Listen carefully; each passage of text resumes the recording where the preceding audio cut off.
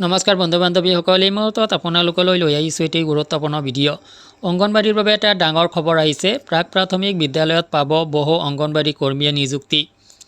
শিক্ষাগত যোগ্যতা স্নাতকোত্তৰ হ'ব লাগিব কৰ্মী সহায়িকাৰ বাবে। তো বন্ধুসকল, দিনক দিনে অংগনবাড়ী কৰ্মী সহায়িকাসকলৰ ওপৰত কামৰ প্ৰেছাৰৰ লগতে এইবাৰ বিশেষ প্ৰেছাৰ আহিব ধৰিছে। এই সংক্ৰান্তত গুৰুত্বপূৰ্ণ কিছু তথ্য আপোনালোকক জনাব যত্ন কৰিম।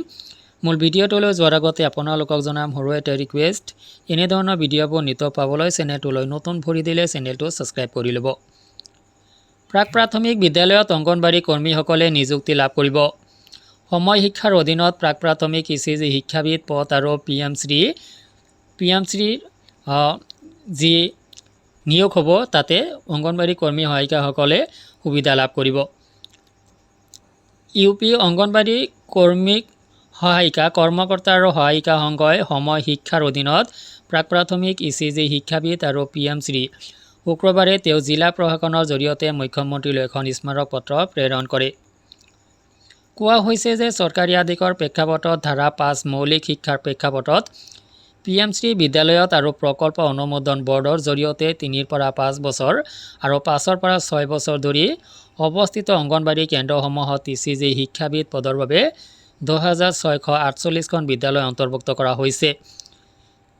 প্ৰতিখন জিলাত বছৰ বছৰ ধৰি শিশুসকলক শাৰীৰিক আৰু মানসিক, সামাজিক আৰু শৈক্ষিক শিক্ষা প্ৰদান কৰিব লাগে। ইয়াত মঞ্জু দেৱী, মায়া শ্ৰীবাস্তৱ, আশা দেৱী, হিমা দেৱী, জ্যোতিমালা, মোহিনী নিশা, ৰেণু দেৱী, সুনীতা সিং, অমিতা সিং আদি উপস্থিত থাকে। এই চুক্তি 11 মাহৰ বাবে আৰু সন্মানীয় ধন প্ৰতি মাহে 10,313 টকা, যাৰ অৰ্হতা গৃহ বিজ্ঞান বিষয়ত 50% নম্বৰেৰে স্নাতক হোৱা উচিত আৰু তেওঁৰ বয়স 2024 চনৰ 1 জুলাইৰ দৰে 40 বছৰ হ'ব লাগে। অংগনবাড়ী কৰ্মীসকলৰ মূল কাম হৈছে ক্ৰীড়াৰ জৰিয়তে শিশুসকলক শিক্ষিত আৰু বিকাশ কৰা। কোৱা হৈছে যে অংগনবাড়ী কৰ্মী যিসকল স্নাতক আৰু স্নাতকোত্তৰ বাছনি প্ৰক্ৰিয়াৰ জৰিয়তে নিৰ্বাচিত হোৱাটো ন্যায্য। কোৱা হৈছে যে ECG প্ৰশিক্ষণ 4 বছৰ আগতে বেছিক শিক্ষাই দিছিল।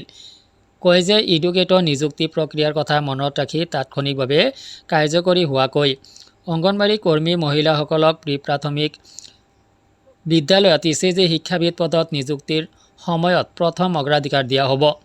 তো ইয়াতে কিন্তু ECG শিক্ষক নিযুক্তি দিব লগা যদি হয়, এইটো অসমৰ ক্ষেত্ৰতো কোৱা হৈছে যে যদি ECGৰ ক্ষেত্ৰত নতুন শিক্ষাবিদ নিয়োগ দিব লগা হয়, NEPৰ যি গাইডলাইন্স আছে সেই গাইডলাইন মতে যদি নতুন শিক্ষক নিযুক্তি দিব লগা হয়, এই ক্ষেত্ৰত অংগনবাড়ী কৰ্মীক প্ৰিফাৰেঞ্চ দিয়া হ'ব বুলি কোৱা হৈছে।